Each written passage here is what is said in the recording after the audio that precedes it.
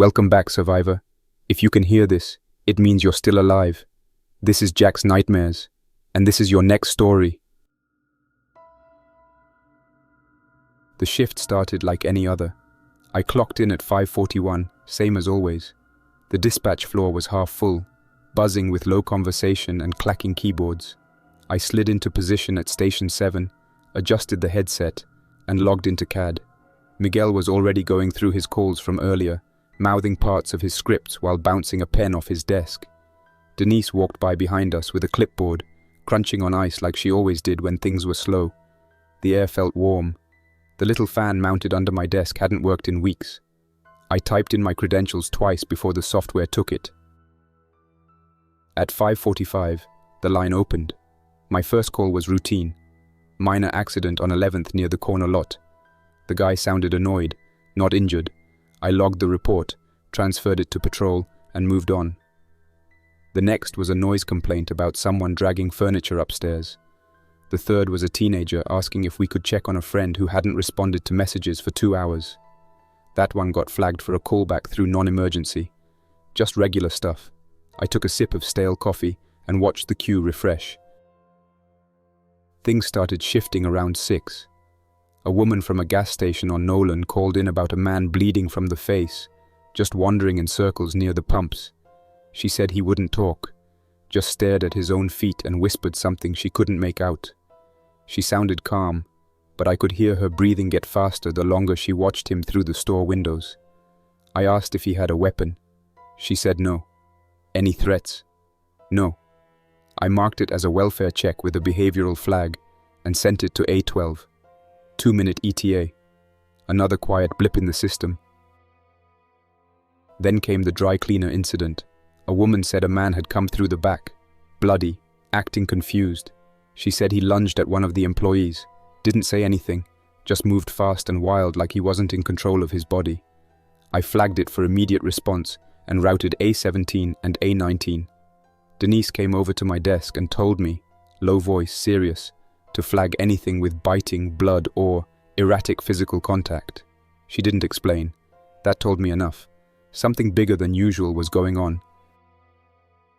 At 6:38, I got a cell ping that landed somewhere near the Riverfront Transit Hub, but the voice on the line said she was in Lockridge Apartments. The delay in her voice was strange, like she was barely whispering into the mic. I asked her name. She said Emily, 9 years old. I asked if she was safe. She said she was hiding in the closet because her mum had hurt Dad really bad. I asked her to explain what happened. She said her mum got sick, started shaking and mumbling, and then bit her dad's face when he tried to help her. Emily had run and hid before her mum noticed. I created a new incident log, marked it as critical response, MC2 511030417. I kept her on the line and told her to stay where she was. She whispered that she could hear her mum breathing just outside the closet door. Then the call dropped. The next half hour was a blur of noise and flickering screens. Call volume climbed fast. Every station around me lit up. The guy 2 seats down started taking calls standing up, pacing in place as he logged locations and spoke into his headset. Miguel said nothing, but he kept glancing at my screen. Denise was now going back and forth between our row and the second bank of consoles behind us. Someone from EMS operations stepped in and muttered something about a patient who wouldn't stay restrained in the back of an ambulance. The phrase, non-lethal compliance failure, stuck out to me. A shop owner called and said he locked someone outside his store. The man kept running at the glass without stopping, not yelling, just charging the door over and over like he didn't care if he broke his bones. When I asked if the man looked injured, the caller said yes, face torn open, leg twisted, but he didn't seem to notice. I assigned A23, flagged it for danger to others, and tried to move to the next call before it could sit too long. That's when A23 came on the radio. Officer Harris reported a subject on scene, unresponsive to commands, covered in blood, eyes unfocused. I relayed back the instruction from Denise, not to go hands-on, use barriers only, Harris acknowledged. Nguyen didn't say anything. Then came the open mic.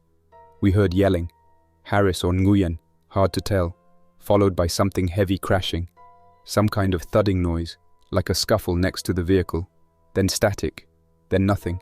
I called for a status check. No answer. Again, still nothing. I flagged it.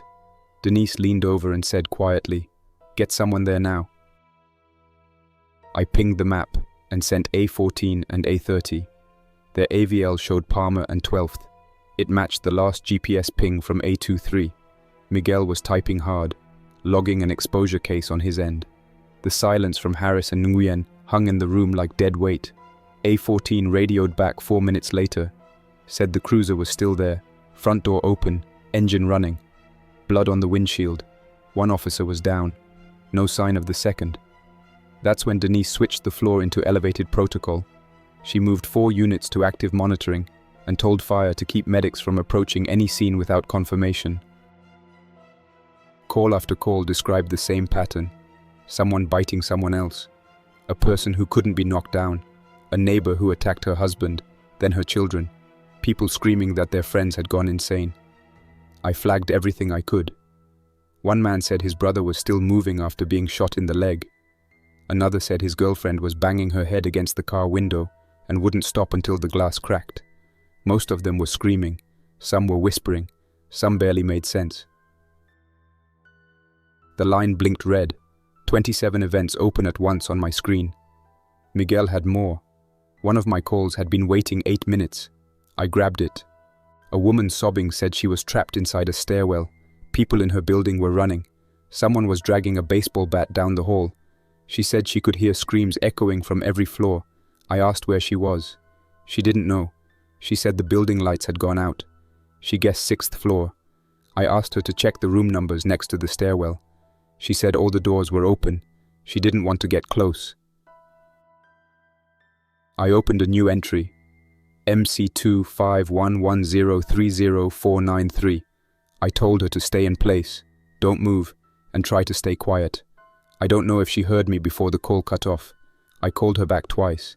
It went straight to voicemail. The hold queue was already flashing again. I looked at the incident map. The red indicators were stacked over each other now. Half the calls shared overlapping GPS coordinates. I turned to Miguel. He didn't say anything, but his face looked pale and drawn. Denise was on the radio, coordinating a new command structure with the watch captain. The fire liaison at the end of the room was yelling into his headset that every ambulance was on delay, and in my ear, the next call was already waiting. I answered the next call without even glancing at the ID tag. A woman's voice came through right away, breathless and panicked. She said she was on the roof of an apartment building and people were trying to get inside. She didn't say who. She just said they weren't talking. I asked for her location. It took her a few tries, like she was trying to remember it while watching something in front of her. She gave me the address. Something on Halford Avenue. It was close to Lockridge. She said she'd dragged a mattress in front of the door and didn't know how long it would hold. I logged it, opened a new event, and pushed it to patrol even though I already knew nobody was coming right away. The call dropped mid-sentence. I tried calling her back, but I couldn't get a signal return. My phone screen stuttered for a second, then froze. I looked at the CAD and saw 3 entries freeze with it. I waited, fingers still over the keyboard.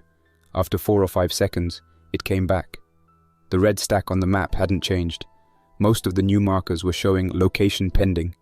That meant people were calling from cell phones inside buildings. Our system couldn't triangulate the position fast enough. The GPS bounce was getting worse with every floor. I flagged the 3 frozen calls with a note that GPS may be unreliable and started adding tags to anything that mentioned stairwells, darkness, or multiple floor movement. Denise passed behind us again and asked me to stay on the radio channel. She needed Primary 1 covered while she coordinated directly with fire and medical on Ops 3. She said the watch commander was building a perimeter around the transit district and pushing every available car to crowd control. I kept my headset on and opened the radio window. Primary 1 was already active. Units from A17 and A33 were moving toward Commonwealth Avenue. There was static at first. Then the officer from A33 asked for backup near the intersection with Parkland. She said she'd encountered multiple infected, that was the word she used, and requested visual ID from dispatch. I had nothing. Our cameras didn't reach that part of the city and no one on surveillance was available. I asked for a description of the situation. She said 2 individuals were stumbling into traffic, already covered in blood, unresponsive to verbal commands, and pursuing bystanders on foot. No visible weapons, no shouting, just pursuit. I logged the request and routed backup from A19.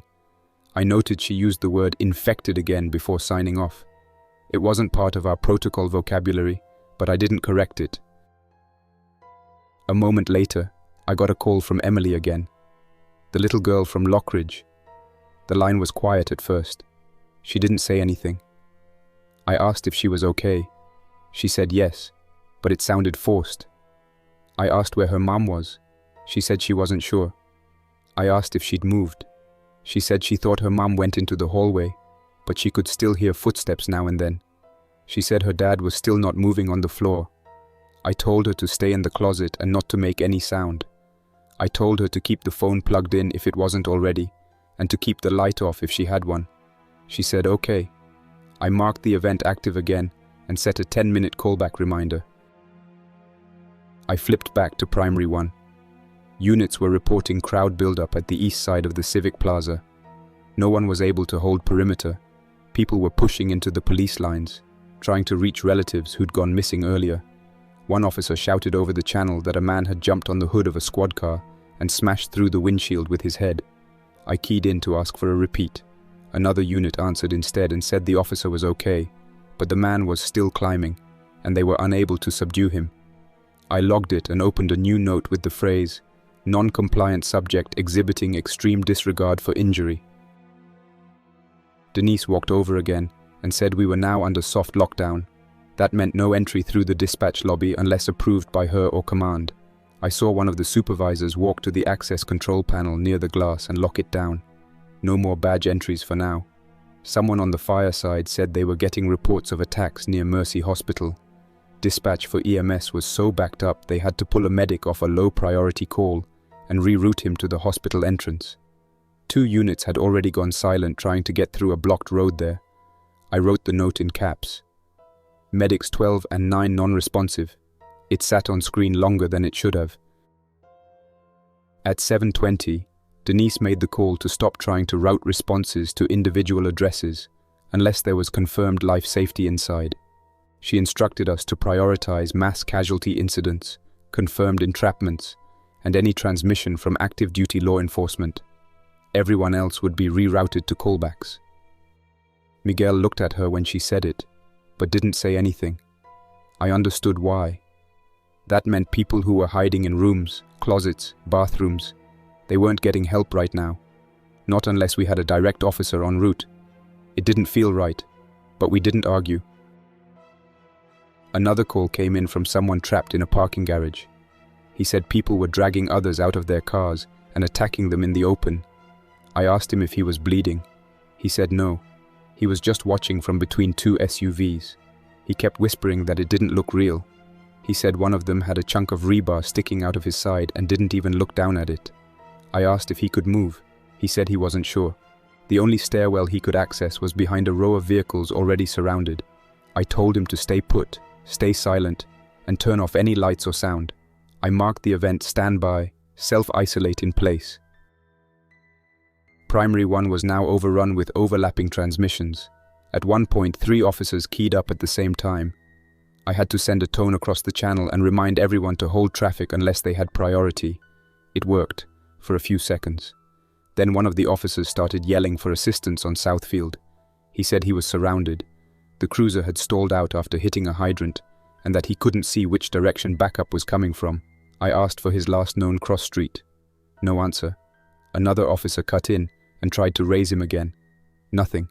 I added a new red marker to the map and flagged it for last known vehicle ping. A call came in from a retired firefighter trying to assist his neighbors. He'd rigged a pressure washer hose through his front window and was using it to push back what he described as 4 or 5 people trying to break down his fence. He said they weren't talking, just breathing hard and pounding with their hands. He asked if help was coming. I told him the truth. We didn't know. I gave him instructions to secure all interior doors and use furniture as reinforcement. I told him to stay low and avoid all contact. He asked if he should use a weapon. I paused, then told him only to use force if entry occurred and he feared for his life. He said he already did. Denise stepped into the center of the room and raised her voice, something she never did unless things were about to break. She told everyone to pause their call queues for 10 seconds and listen. She explained that we were no longer able to log every event in real time and that we would be switching to batch incident entry for duplicate events in the same radius. That meant no more one-by-one call documentation, just groups of reports tied to zones. She assigned me to the transit sector and told me to begin a rolling log of all 911 events within a half-mile radius. I opened a master incident under the ID MC251103RZ1 and began stacking subnotes. Over the next 20 minutes, I documented 17 more calls from that zone.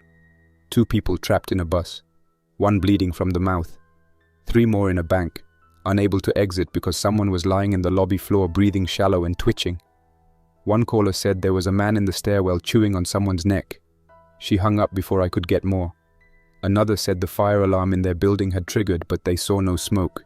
Just bodies moving in the hallway. Most of them dropped off mid-sentence. The few that stayed on the line asked the same thing. When is someone coming? I kept entering time-stamped logs, but no one had an answer. When the external paging system began playing a repeating tone, everyone looked up. Denise walked to the EAS console mounted on the wall. The screen showed a state-level notice. It was a draft message, not finalized. It didn't say infected or outbreak. It just said, shelter in place, avoid large gatherings, be alert for unusual behavior. She didn't push it live. We didn't have authority to release a public alert. That had to come from state emergency management. But seeing it there changed something. That was the moment I realized we weren't just handling a chaotic night. We were part of something spiraling out of control. I glanced back at my board. The Emily callback timer had already gone off. I redialed her number. It rang twice, then connected. She answered right away. Her voice was quieter now, hoarse. She said she hadn't heard her mum in a while. I asked if she'd left the closet. She said no. I asked if her phone was charging. She said yes. I asked if her dad was still on the floor. She said yes, but she thought he was breathing differently now. I didn't push for details. I told her to stay quiet and listen for sirens or pounding. I told her if anyone knocked 3 times in a row, it would be a responder. She asked when that would be. I didn't answer. A new priority tag flashed on my radio screen. Unit A15 was calling in from a freeway overpass. They said a traffic pileup had collapsed after one of the supports gave out. There were vehicles on fire, people trapped inside, and figures moving between the wrecks. They reported bodies being dragged from overturned cars. No responders had reached them yet. I opened a mass casualty tag, marked it no access, compromised structure, and requested air support even though I knew none was coming. I stared at the request log for a moment, knowing that marking it wouldn't change a thing. Air support was theater. No rotor pilots would lift tonight. Half the city's fuel reserves had already been pulled for emergency routing, and nobody wanted to risk a crash in the middle of whatever was happening down there. The pileup on the overpass had turned into something else entirely. The dispatcher next to me tapped the edge of his screen twice, indicating he'd picked up a call about it too. We both logged the same wreck from different angles, 2 perspectives of a single disaster. There were bodies visible from the street, someone said. Not just injured, piled, sprawled, not moving. I keyed into Primary 1 to acknowledge A15's transmission, then pushed them a fallback route northbound. They didn't respond. I repeated the instruction. Still nothing. I checked their AVL ping and saw them stationary, just off the shoulder near the crash. The digital readout on their last known position was timestamped 5 minutes earlier. I filed a location hold and moved on. Denise stepped behind us again and told me I needed to take over coordination for the east side. Fire Command was now operating out of a mobile post set up outside the old high school, and they were trying to establish what they called tiered medical zones, but no units could secure anything long enough to set one up. I opened a shared notepad in CAD and started building a real-time log for the east side response zone. I listed every squad number still active, their last confirmed movements, and whether we had voice contact or not. By then, almost half had dropped off entirely. The phones were still lit, some were coming in blank. No audio, just open lines and background noise. I answered one and only heard breathing. Long, deliberate, close to the mic. I waited 6 seconds, spoke twice, waited again. Then the call disconnected. I logged it, tagged it with a proximity flag, and moved on to the next one. Another woman said she was hiding inside a laundromat. The front windows had already been broken, and there was blood on the floor.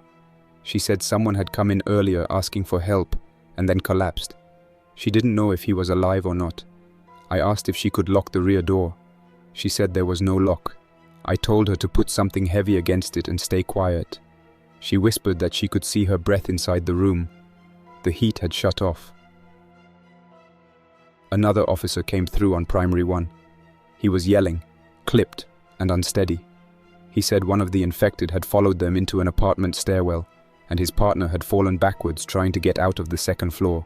He tried to drag her, but the hallway was already crowded with movement. He used that word, movement. Not people, not suspects, just movement. He said he had to leave her. I documented the entire transmission word for word in the log. No emotion, just his words, as close as I could type them. Miguel leaned back and rubbed his eyes. His screen had started flashing a memory load error. We were all running on cached backups at that point. Denise passed him a USB drive and told him to start splitting his queue if the system froze. He didn't argue. He just copied the logs to a local folder and wrote the timestamps by hand in a small notebook he kept under the keyboard. We were back to paper already, not even 4 hours into the shift. Around 9:30, the fire alarm panel on the far wall chirped. One beep, then silence. I glanced up and saw one of the status lights flicker amber. Someone had opened the basement access door. The alarm wasn't connected to the lobby system. It was internal. Denise stepped over and checked the panel. Then she looked at me and told me to go down and check the generator room. Said she'd stay on the board for a few minutes while I confirmed fuel levels and door security. Miguel stood too, said he'd come with. It wasn't protocol to send two, but nobody was following the old rules anymore. We took the stairwell down. The lights were already on backup power, flickering in places where the fluorescence had gone weak. The concrete was damp from the HVAC system, condensation pooling in corners. It smelled like steel and dust. The generator room sat behind 2 steel doors with reinforced frames. I keyed in the override code and opened it slowly. The diesel generator was still running. No warnings. No pressure loss. The tank read 62%, which meant we had maybe 14 hours of power left if we didn't switch to rolling blackouts. I checked the intake vent cover and saw that it had automatically sealed. Probably a good thing. If there was smoke outside, or gas, we didn't want it being pulled into the building. Miguel checked the back wall where the emergency transfer switch was mounted. Everything looked stable, but he said something weird. He said the external lockbox had been opened. The key was still there, but the latch was loose like someone had turned it. I stared at it for a while and didn't answer. There was no reason anyone should have accessed that except maintenance, and maintenance hadn't been inside since last week. We didn't talk much on the way back upward. The stairwell felt narrower than usual. Every echo carried too far. I opened the second floor access and checked the hallway before stepping in. Empty, quiet, no movement at all. When we got back to the dispatch floor, Denise was on the phone with someone from emergency management. Her voice was flat. She was repeating a lot of yes and confirmed. When she hung up, she told us the state would be issuing a formal shelter in place within the hour. We were advised to stay locked down, rotate staff every 6 hours, and maintain 911 intake for as long as the system remained operable. She added that one of the hospitals had failed, not just diverted, completely offline. She didn't name which one. I didn't ask. At 10:15, a report came through from the water treatment facility. One of the operators had locked himself inside a storage office and called 911 directly. He said 2 workers had been attacked near the filtration tanks. One had gone down immediately. The other fought back with a wrench but was bitten before escaping. The caller had tried to pull him into the office but couldn't hold the door. He said he saw the man get dragged away through the hallway, then never saw him again. He was alone, without a weapon, no external phone access. I logged it, filed it under Site Compromised, and marked the zone red. There was no unit left to send. Emily called back around 10:30. She said the power had gone out in her building, and the closet was completely dark now. I told her to keep the phone close, plug it into the wall if she could, and not to speak unless absolutely necessary. She said she could still hear her mum, not walking, just slow breathing, the kind that never speeds up, never changes, just there, constant. I told her not to move and promised I'd keep checking on her. I wasn't sure what else to do. Outside our windows, the streets were empty. We weren't that high up, but the view gave us enough angle to see the city line. Most of the intersections were dark now. No moving headlights, no blinking walk signals, just clusters of still vehicles, some with doors open, some with emergency flashes still blinking. The only thing moving was wind through the trees near the parking deck. No sirens anymore. One of the fire supervisors walked in from the west stairwell, out of breath. He said that someone had just tried to gain access to the back door of the facility. The motion lights had triggered, and the keypad had failed twice before the person walked away. He said they weren't wearing a uniform, no ID, just a dark jacket and grey pants. He didn't see a face. He said the person didn't walk like someone trying to break in. They just stood still, then walked away slowly when the door didn't open. Nobody chased them. Denise instructed us to pull up the rear stairwell camera feed. It was frozen. Miguel ran a manual refresh, but the stream didn't return. The door logs showed an attempted access override at 10:42. No code entered, just a physical attempt. We logged it and moved the internal status from watch to restricted access. That meant anyone who left dispatch needed radio authorization to return. The emergency alert console started blinking again at 10:58. This time, the state message was active. It displayed a coded header, followed by instructions in plain text. Shelter in place, secure all doors, avoid interaction with symptomatic individuals, emergency broadcast information will follow. Denise pressed confirm receipt, but didn't acknowledge it publicly. She said we'd wait to hear it come through the local radio station before telling the floor. I checked my event queue. The logs for Emily, the water plant, and the woman in the laundromat were still open. I updated each of them with a status flag. No unit available. I hated writing it, but I had to keep them active. If someone came back later and found the records, I wanted it to be clear they weren't forgotten. At 11:05, Denise told us to begin preparing handoff packets. That meant documenting all live calls with any remaining data, printing what we could, and backing up to flash drives if the system went down. Miguel was already doing it. I copied my active folder to an external stick and checked the autosave settings on CAD. They were still running every 10 minutes. The final thing I did before stepping away was open a personal text file on the desktop and write down my name, shift time, and which cases I had personally handled. It wasn't protocol, but it felt necessary. I closed the text file and saved it locally, then again on the flash drive just to be sure. Miguel had already unplugged his backup stick and was sorting his printed handoff sheets by priority code. He wasn't saying much. None of us were, at that point. There wasn't anything left to say that would make sense of the situation. Everyone in the room understood we weren't keeping pace with the collapse anymore. We were documenting it. That was all. Denise announced we'd rotate off the board in 20-minute intervals so everyone could eat, check in with family, or use the restroom. No one took her up on it for the first round. The power hadn't dropped yet, but the lights had dimmed slightly. The generator was holding. Our internal battery backups were scheduled to kick in automatically if the generator failed, but no one had tested them in months. I made a mental note to ask later, then forgot. At 11:20, the internal alert system buzzed again. Not from the state. This time, it was our own fire panel. The stairwell sensor on the west side of the building had triggered, second floor to third. Miguel pulled it up on his screen. The feed was grainy, washed out by the infrared setting in low light.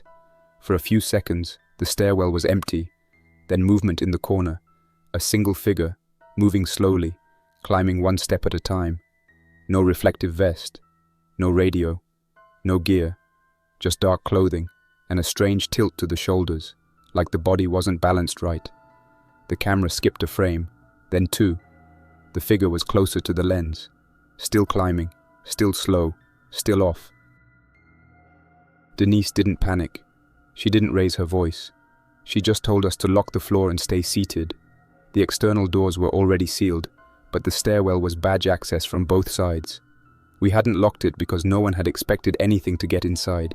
She keyed the panel and engaged the override. The screen blinked green. Access denied. She tried again. Same result. She stepped back, walked to the manual switch on the wall, and flipped it to physical lockdown. We heard the bolt motor engage. The figure on the screen stopped 2 steps from the top and stood still for a long time. The camera kept running, but the person didn't move. After a minute or so, the light above the door went dark. Power saving mode. The lens went pitch black. Miguel tried to reset the stream, but it froze completely. The feed cut out. We sat in silence. Then the panel chirped again, this time from the opposite stairwell. East side, 3rd to 4th floor, same alarm. Same result when Denise tried to view it. Blank screen. I looked at the dispatch floor's main entrance. We had a double door system with a keycard man trap in between. Only one door could be open at a time. But the inner panel had never been tested under physical assault. It was built to stop confused civilians or the occasional drunk, not a determined breach. I stood up and checked the latch on the emergency closet next to my station. Inside were 2 tactical medkits, a flashlight, a radio with backup batteries, and a small fire axe. Not regulation issue. Someone had added it years ago, and no one had bothered to remove it. I left the door half open so it would be easy to grab if needed. Denise got on the radio and called the facility supervisor. No answer. She called again. Nothing. She tried 2 more internal extensions.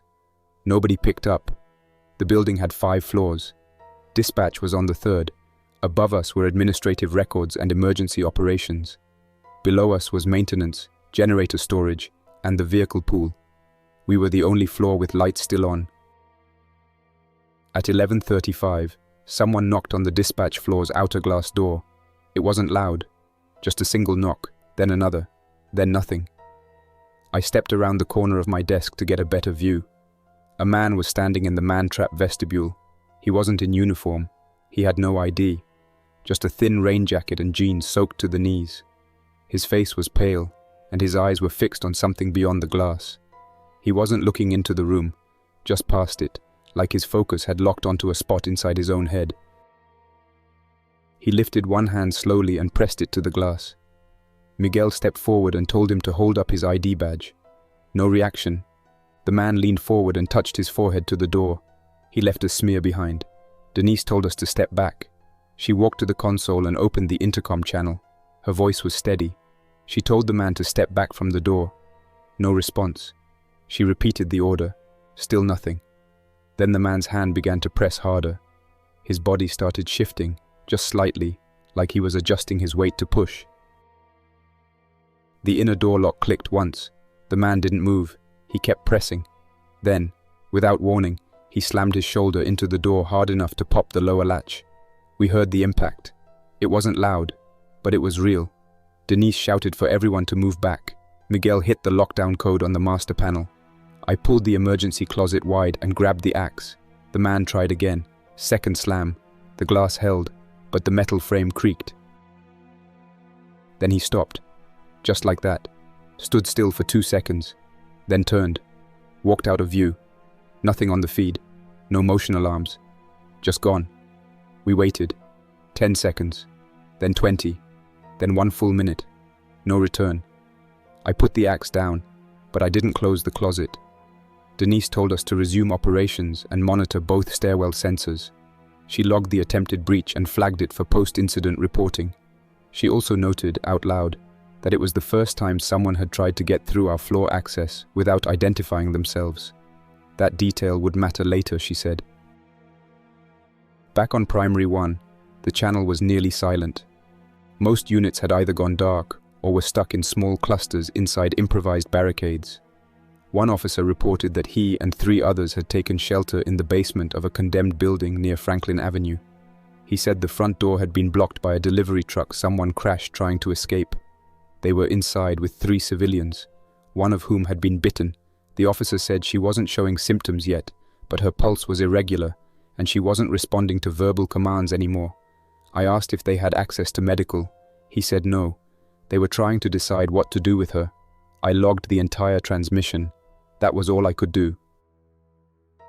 The calls didn't stop. A man said he'd barricaded himself in a mall security room and watched dozens of infected people pour through the lower floor. He said some had collapsed and stopped moving after 10 or 20 minutes, but others kept walking, even after falling down escalators or crashing into broken kiosks. He said they weren't looking for food, they were just hunting movement, anything upright, anything running. I answered another line and heard a voice I recognized. Emily. She said her phone battery was down to 40%. She said the hallway outside her closet had gone quiet. I asked her if she still heard breathing. She said yes, but it was faint now. She said it came and went. I told her not to move, no matter what. I told her we were doing everything we could to reach her. She didn't say anything for a long time. Then she asked if her dad was going to wake up. I couldn't answer. I told her to keep the charger plugged in and to rest if she could. Her voice was flat now, tired. I marked the event active again and updated the notes. The power dropped at 11:52, not all at once, just a flicker, then a low groan as the generator tripped and the lights went out completely. For 5 seconds, everything was black. Then the emergency LEDs kicked in, dim, red-tinted, buzzing faintly overhead. The monitors stayed dark. CAD was gone. The phone lines disconnected and reset.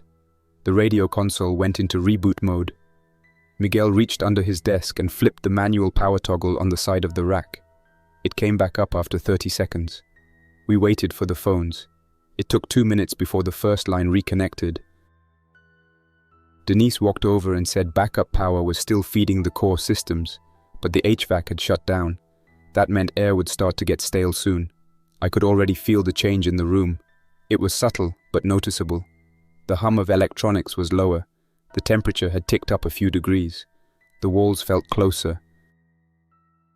The radio came back online first. Primary one lit up with a weak ping from a squad parked at the edge of the warehouse district. The officer said he and 2 others had regrouped after losing contact with Central. He said they hadn't heard another unit for over an hour. He asked if dispatch was still active. I told him yes. He sounded surprised. I asked for his location. He said he wasn't sure anymore. The GPS had gone dark. He could see a fuel depot to the south and a broken radio tower to the east. I logged the description and marked his location as approximate. I wrote the description into the incident log and tagged it, Active Squad Cluster, East Zone, Location Visual Only. There was no guarantee those officers would stay together, let alone survive the night, but their transmission was the first clear voice we'd heard in over 30 minutes. I asked if their radios were functioning on repeater or direct. The officer replied that they were using simplex, short-range line of sight. That explained the weak signal.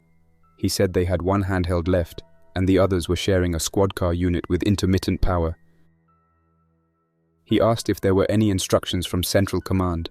Denise stepped over, leaned in close to the mic, and told him to stay mobile, but avoid contact unless there was a clear threat.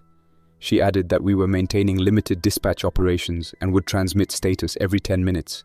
He acknowledged, then asked if there were any confirmed safe zones. Denise didn't answer. I keyed in and told him the truth. None that we could verify. After he signed off, Miguel looked over and said it was time we did something about Emily.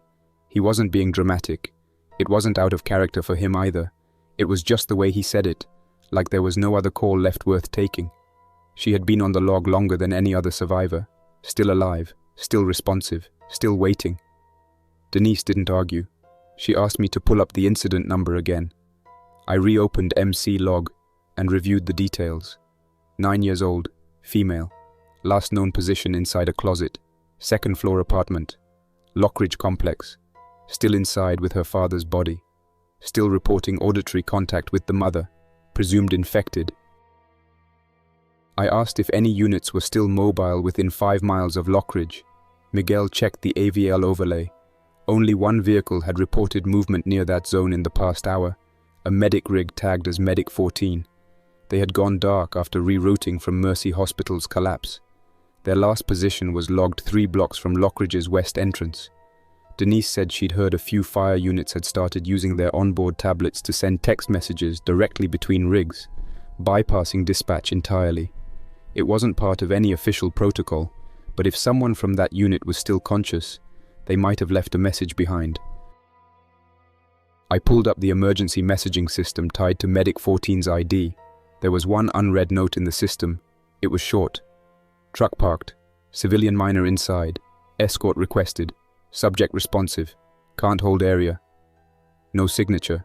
No timestamp. That was all. The implication was clear. Someone had found her, pulled her from the apartment, loaded her into the truck, then left the rig behind after failing to secure the street. No route, no fallback, no backup. I opened a second channel and began hailing all fire units using the override code. Denise flagged a secondary squad, A33, last known eastbound from the commercial corridor. I sent them a pulse ping. They responded 90 seconds later. One officer answered, said he was the last one still active in that unit. He was traveling with 2 civilians and a wounded firefighter. He said they'd come across an abandoned medic rig but couldn't search it without drawing attention. I asked if he could confirm the vehicle number. He said yes. Medic 14 was spray painted on the back door. I told him there was a child inside. He didn't hesitate. He asked if she was conscious. I said yes. He asked for her name. I told him. He said he'd move in when the street was clear. Then he paused. Said he wanted to know what she looked like. I scanned my notes. Nothing. No photo. No clothing description. Just her voice. I told him she'd answer to Emily. She was 9. And she might be wearing a red hoodie. She'd mentioned one in an earlier call. I told him if he couldn't get in, not to try anything risky. Just to get eyes on the vehicle and confirm it was still locked. We waited. No transmission for 2 minutes, then 3, then 5. Finally, his voice came back on. He said the street was unstable, cars piled up on both sides. Several bodies were scattered across the sidewalk. He didn't approach, just used binoculars from behind a storefront. He said he saw a small face in the back of the rig, watching through the window. No movement in the cab, no visible threat nearby. He asked if he had permission to extract. Denise keyed in and said yes. I added, use the 3-knock code. She knows to expect that. 2 minutes later, he radioed back and said the child was inside the squad car. No injuries, just quiet, not crying. He asked what her name was again. I told him. He confirmed she answered to it. Then he said she wouldn't stop looking out the rear window, kept turning around like she expected someone else to follow. He didn't ask about her father. I didn't offer anything. I asked where he was headed. He said he'd find a secure parking deck near the station and keep the doors locked. He'd try to hold until daylight. I tagged the event as child recovered, confirmed survivor. I updated the incident log and added one final note. Rescue successful, verbal confirmation, ID consistent with original report. Then I left it open. I couldn't bring myself to close it out completely. Not yet. The radio fell quiet again. For nearly 30 minutes, we didn't receive a single live transmission. No units reported in. No repeaters activated. The CAD remained locked. Backup power still held, but the screens dimmed slightly as the load continued to rise. Miguel handed me a printed map with the last confirmed locations of all mobile units still within city limits. The majority were marked with red X's. A handful remained unmarked. Open cases with no resolution. We taped the map to the whiteboard and began writing timestamps next to each one, updating them every half hour with whatever scraps of information we could still verify. At 12:25, the phone lines glitched again. One of the rollover circuits failed and auto-routed half the queue into a single shared inbox. I tried pulling messages from it, but only 3 came through. The rest were corrupted. The 3 I did get were short. Emergency text sent through the ER 911 platform. One said, "Trapped in stairwell, level 6. The second said, "Mom is gone. Dad is different. I'm hiding." The third said nothing but listed a location near the old train yard. I added all 3 to a new incident chain and marked them, "No units remaining in sector." Denise asked if we had contact with Operations Command. I checked. All lines showed signal pending. No return messages. The last logged communication had come in almost 2 hours earlier. A single entry stating, "Facility compromised, fallback initiated." It wasn't signed. I forwarded it to her terminal, and she didn't say anything after reading it. She just went back to reviewing the fire panel logs. More motion alarms, more sensor errors, more blind spots on the internal cameras. Miguel said the generator was running hotter than normal. The cooling intake had been partially blocked, probably debris or buildup from outside air filters. It wasn't critical yet, but if the intake stayed blocked, the core would begin shutting down non-essential systems automatically. That included HVAC, phone routers, and internal lighting. I asked if we could access the intake housing. He said only from the roof or lower maintenance shaft. Neither option was safe anymore. By 12:45, we'd begun scaling back dispatch operations to essential radio monitoring and life threat triage. Denise marked the transition on the master log and sent a final status update to all remaining field units. It was a short message. "Dispatch operating at limited capacity. Do not attempt access unless code green." She didn't define code green. No one would be in a position to use it anyway. Emily called one last time at 12:52. The number had changed. Probably a radio phone patched through the squad car. She said she was in the back seat. Said the officer had given her a granola bar and a blanket. She asked if I was still there. I said yes. She asked if her mum was still in the building. I didn't answer. She said she thought she heard her mum calling her name. I told her to stay with the officer, keep the doors locked, and not open them for anyone unless he said it was safe. She said okay, then asked if she could sleep. I said yes. That was the last I heard from her. I saved the log, backed it up twice, then again. The building felt heavier now, not just quiet, oppressive. Every movement seemed slower, every keystroke louder. Miguel sat back in his chair, arms crossed, eyes fixed on the blank feed from stairwell 3. He hadn't said anything in almost 20 minutes. Denise was reading something on a printed sheet, procedures from a disaster continuity binder we hadn't touched in years. I looked at the time. 1 in the morning. Shift rollover wouldn't happen. No relief was coming. We were it, the last voices on the wire. I started writing a new file. Not for dispatch, not for protocol, just a list. Call signs, unit numbers, names. The ones I could still remember. I wrote down everything I could about their last known transmissions. Some of them I'd never met. Others I'd spoken to daily for years. It felt wrong to leave them as just blank markers on the map. The list kept growing. At first, I only added the call signs I'd personally spoken to that night. Then I included others I'd seen active on the channel. Even the ones I wasn't sure about, I wrote them down anyway. If I waited too long, I'd start forgetting the sequence of things. Who called in first? Who called for backup? Who never responded again? The CAD logs were incomplete. Our live feeds were stuttering. Most of what we had now existed in fragments. Scattered words over the radio, half-transcribed texts, call logs missing timestamps. The least I could do was give it structure. Denise was doing the same thing on her end, but her method was different. She wasn't writing a list. She was compiling message templates, plain text, clean language, emergency routing codes, injury confirmation protocols, shelter instructions, survivor verification checklists. All of it designed to be read out loud over the radio or handed off to anyone who came into contact with us. It didn't matter if no one ever read them. What mattered was that something was left behind. A record, evidence that we had tried to hold things together. Miguel had stopped using his monitor completely. He was working off pen and paper now, reading handwritten notes and cross-checking them with his printed map.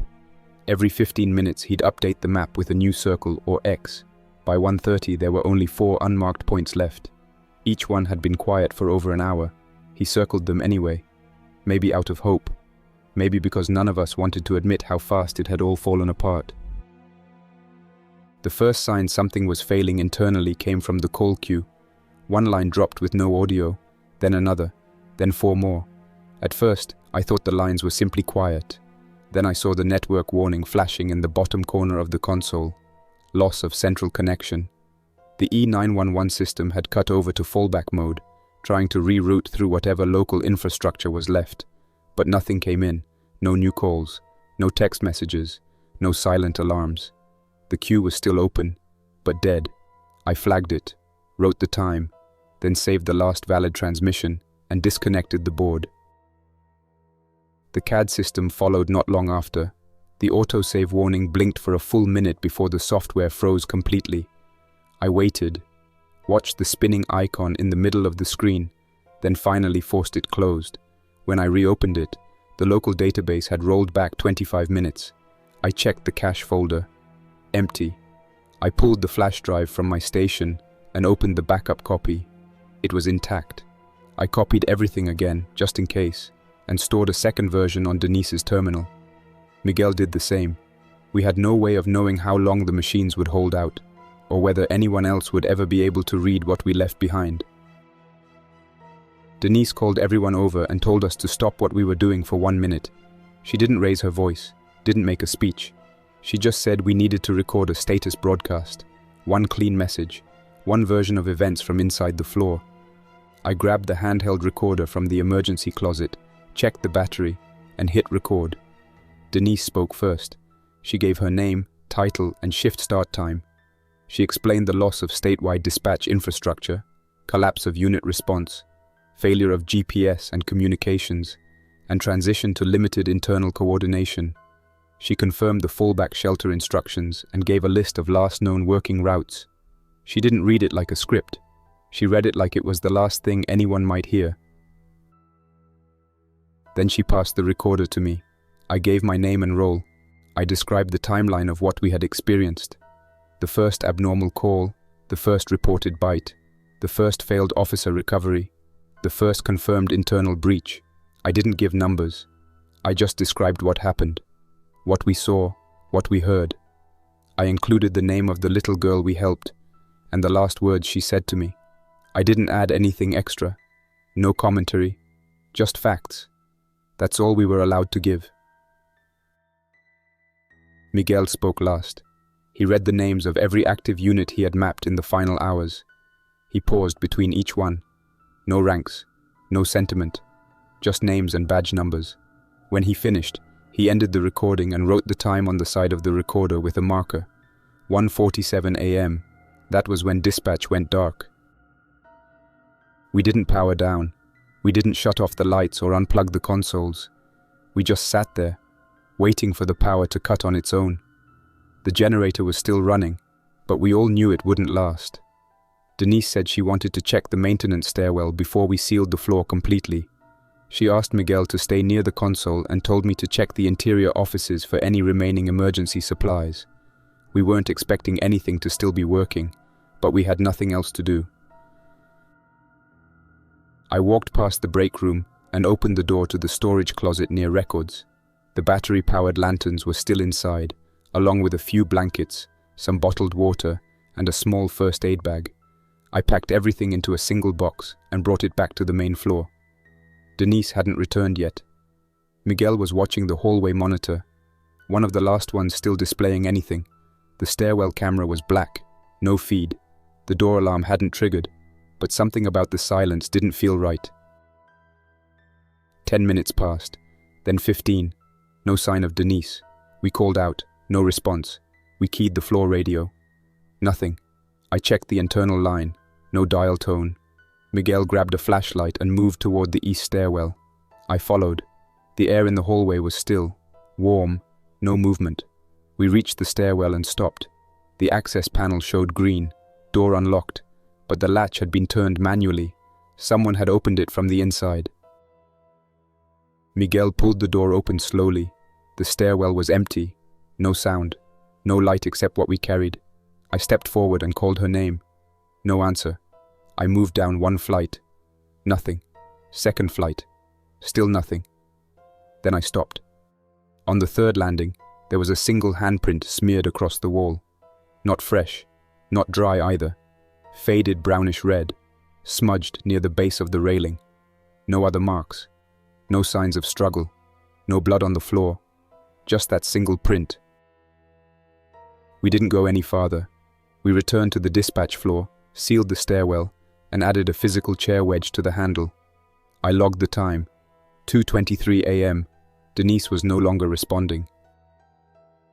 Miguel sat down and didn't move for a long time.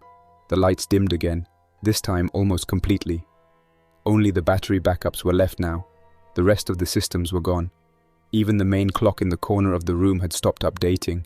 It blinked twice, then froze on 2:31. I looked at my watch instead, still ticking, the only thing that still was.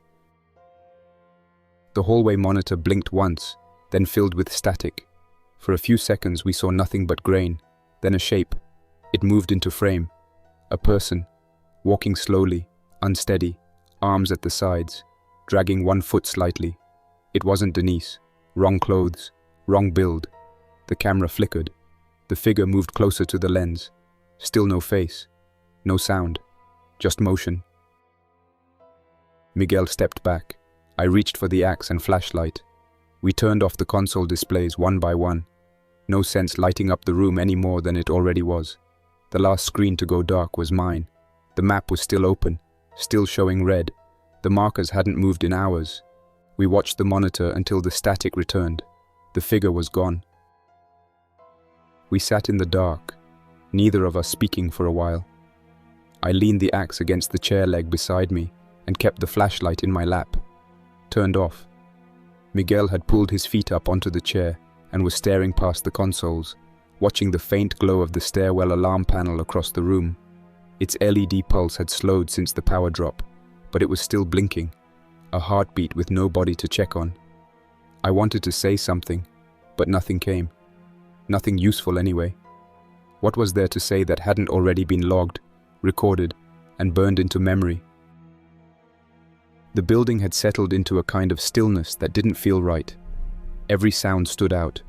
The flex of the floor panels under our chairs, the faint buzz of the lantern battery, the occasional shift of the HVAC ductwork overhead even though the system had cut off hours ago. We couldn't hear movement outside the room, but we both knew it was only a matter of time. If something was inside the building, and it almost certainly was, it would find us eventually. The only question left was whether we waited for it, or made a move first. At some point, maybe 20 minutes after the monitor static, I reached for the emergency transceiver stashed under the main console. It was one of the old models, a heavy analog unit with a metal chassis, twin dials, and a thumb switch mic. We used it mostly for storm drills, back when storms were our worst-case scenario. The battery indicator showed 2/3 full. I switched it on and scanned the preset channels. Nothing but static for the first few. Then, on channel 2, a voice broke through, crackled and faint. It was a woman. She was speaking slowly, clearly, reading from a page. I recognized the format immediately. A standard perimeter broadcast. It wasn't ours. It was coming from another center, possibly a smaller PSAP farther south or one of the last active repeaters. She listed available emergency services. None. Medical evacuation, unavailable.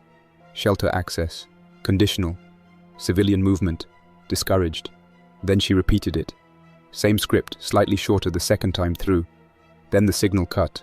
No identification, no location, just gone. I handed the transceiver to Miguel and told him to log it manually. He wrote it in the margins of his map, then underlined the time twice. We still had the recorder. I hit the button again and began documenting what we'd just heard, word for word. It felt stupid at first. No one was going to collect this data and we both knew it, but writing it down meant it was real. That's how we handled things. That's how we trained. Record it, confirm it, archive it. The hallway panel beeped again, this time from the admin side, not the stairwell. Miguel and I both turned toward it. I stood and crossed to the wall, flicked on the flashlight, and checked the camera feed. Black. No connection. I hit the refresh key on the console keyboard. Still nothing. The access light blinked red once, then yellow. I leaned closer to the panel. A soft thump hit the outer door, too quiet to be intentional. Then another. Then silence. I didn't say anything, just stepped back and waited. A few minutes passed. Miguel moved toward the radio again. He wanted to send a final open broadcast. Something short. Something that might reach anyone still listening on a handheld or mobile repeater. We agreed on a format. He keyed the mic and spoke in a low, steady voice. "This is Metro County Dispatch. We are active but operating at minimal capacity. No medical, no transport, no safe corridors. All emergency responders advised to shelter and avoid contact. If you are receiving this, repeat transmission on channel 426. He paused, then repeated it once. We waited. No return call. I took the flashlight and stepped into the hallway toward the east door.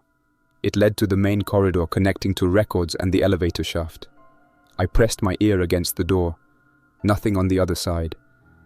I unlocked it slowly, inch by inch, then cracked it just enough to check the corridor. The emergency lights were still working, dim red bands along the baseboards. The hallway was empty. The elevator was dark. The doors were closed. No signs of movement. I opened the door wider and stepped out. The hallway was colder than the main dispatch room. No air circulation. I walked past the water cooler, past the vending machines, past the framed emergency plans posted near the fire door. All untouched. At the end of the hall, I reached the small glass window that looked into the building's second-floor landing. A narrow staircase spiraled downward toward maintenance. The landing was dark, but not empty. A figure stood at the bottom of the steps, motionless, facing away from me. Male, from the build. Clothing looked like a county maintenance uniform, but dirtier, streaked. I stayed still, flashlight off. The figure didn't move, just stood there. One arm hung lower than the other, like it had been pulled out of socket or broken and left that way. After maybe 15 seconds, the head tilted slightly, not toward me, but upward, like he was listening for something above him. I stepped back without breathing. The door closed without a sound. I re-engaged the latch and returned to dispatch. Miguel didn't ask what I saw. He just looked at my face and nodded once. He was already pulling the rest of the batteries from the emergency closet. I grabbed the recorder and backed up the last 15 minutes. We wouldn't be able to transmit anything from here once the generator failed. That meant we had to move it. We argued quietly about where it should go. Upstairs made sense, if the stairwells weren't compromised, but we hadn't had camera access in hours. Basement was out. I told him we'd try the roof. We packed 2 bags. One held the recorder, the backup radio, and Miguel's handwritten map. The other held water, 2 flashlights, a flare, and a wrapped meal pack pulled from the forgotten emergency supply box. We didn't expect to need it, but carrying it gave us something to plan around. We wrote a final log on Denise's terminal, in plain text. Dispatch ending operations. Primary systems failed. Last verified activity logged. Recorder stored in roof-level maintenance cabinet, northeast corner. Channel 426 active on repeater. 2 personnel remaining. No confirmed survivors inside structure. Miguel added one last line under it. Keep recording until power ends. I didn't ask if he meant the machine or us. The stairwell was silent when we opened the access door. No alarms this time. The emergency lighting flickered, but enough remained to see clearly. We climbed in silence, pausing at each landing to listen. No footsteps, no dragging, nothing. Just the low creak of concrete under our shoes. At the 5th floor, we stepped into the short maintenance hall that led to the rooftop access. The keypad had failed, but the manual bar release worked. I pushed it open with both hands. The night air hit like a wall, cold, still. The sky was overcast, but not dark enough to hide the shape of the city. It looked broken, sections of it without power, Traffic lights frozen in blinking patterns. Smoke trails from somewhere beyond the water tower. There were no sirens. No helicopters. Not even car alarms. The only sound was wind pushing through the broken lattice of HVAC fans and a distant metal screech that didn't repeat. We reached the northeast corner. The small supply cabinet bolted to the wall was still intact. I opened it and placed the recorder inside, wrapped in a weather-sealed plastic binder with the radio and 2 spare batteries. I placed the flare just inside the hinge where it could be seen but wouldn't fall. Miguel used a strip of hazard tape to wrap the handle. Then we closed it. We didn't lock it. We stood there for a long time. No movement across the skyline. No flashlights. No movement on the roads. Miguel sat down with his back against the wall and didn't say anything. I kept watching the city. Somewhere out there, someone else might still be listening. Someone might have heard our final message.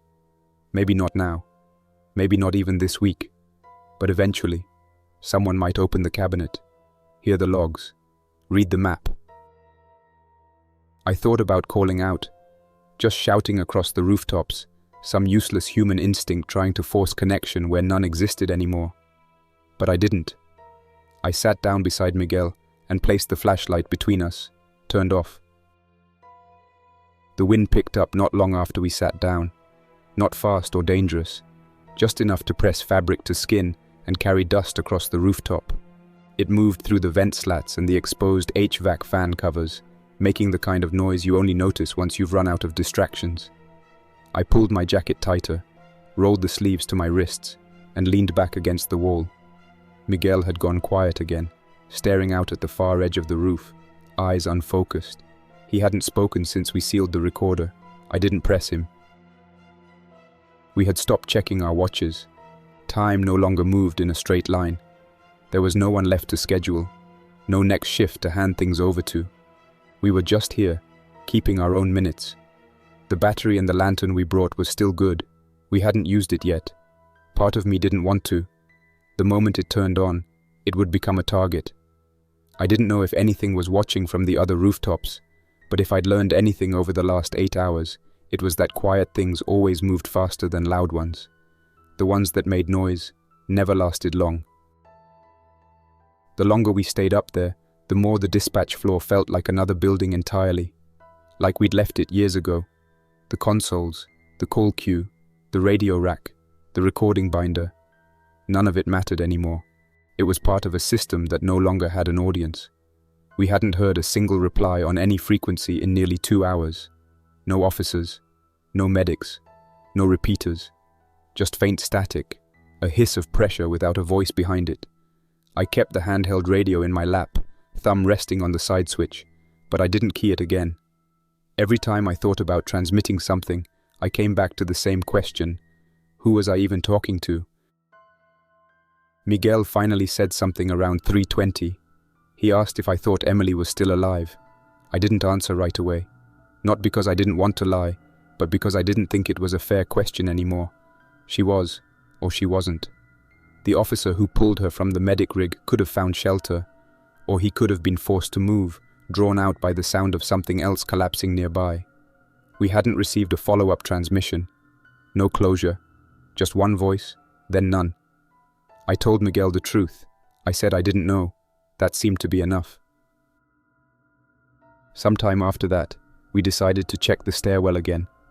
Not because we wanted to move, just because sitting still was beginning to feel more dangerous than walking. The doors were still shut. The latch was cold to the touch. We opened it slowly, staying low, flashlights off. The stairwell was silent. No movement. No visible light from below. I stepped onto the first landing and waited. Miguel stayed at the door, holding the bar open in case I had to move fast. I went one floor down, then another. Still nothing. Just the same old concrete, now colder, dustier, with faint smudges along the rails. Nothing fresh, nothing wet.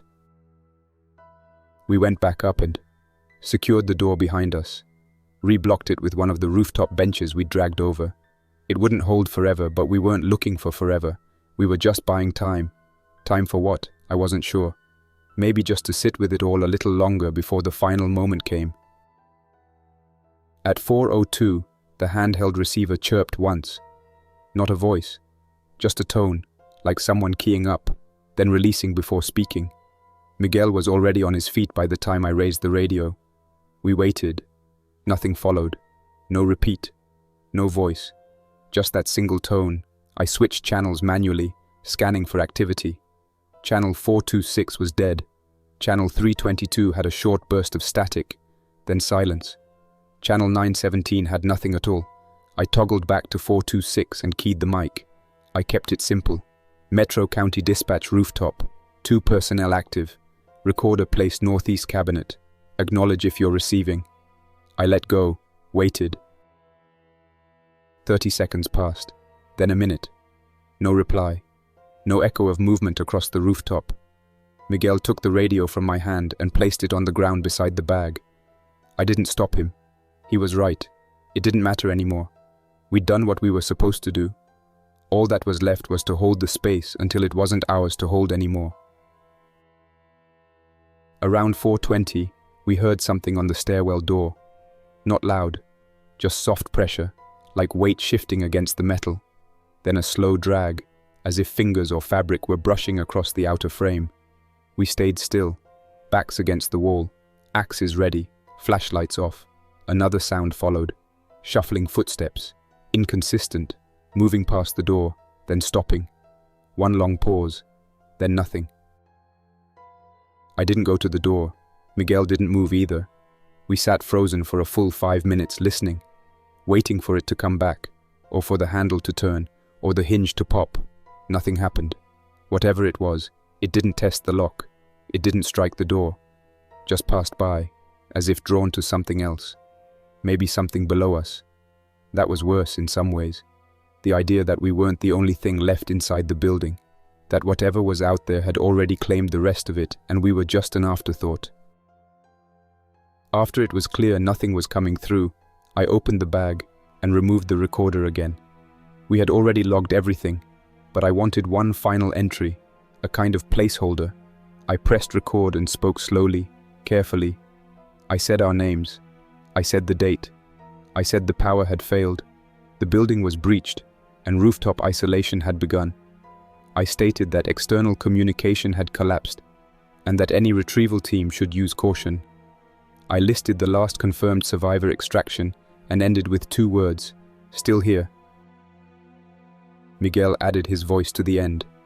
No rank, no notes, just his name and 1 sentence. We stayed until the line went dead. Then he stopped the tape.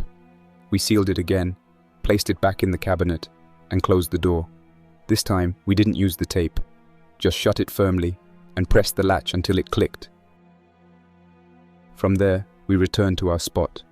Same wall, same distance from the stairwell, same flashlight between us. The sky was starting to lighten now, barely. The low band of clouds to the east had thinned just enough to show a faint line of grey. Daylight, if the weather held.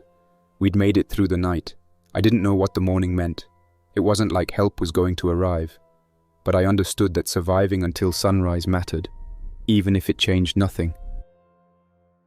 The last thing I remember was hearing something far below, distant metal slamming, maybe a gate falling, or a door being torn loose. Miguel opened his eyes but didn't get up. We both knew we weren't moving again, not unless forced. The line was dead. The station was cold, but somewhere down in that building, the echo of voices, keys pressed into consoles, and all the weight of our final calls still lived inside those walls. They wouldn't be heard, but they happened, and that was enough. That's all for now. Thanks for listening. Don't forget to like and subscribe to keep the stories alive. For now, stay quiet, stay vigilant, and stay alive. Jack's Nightmares, signing off. Until next time, survivor.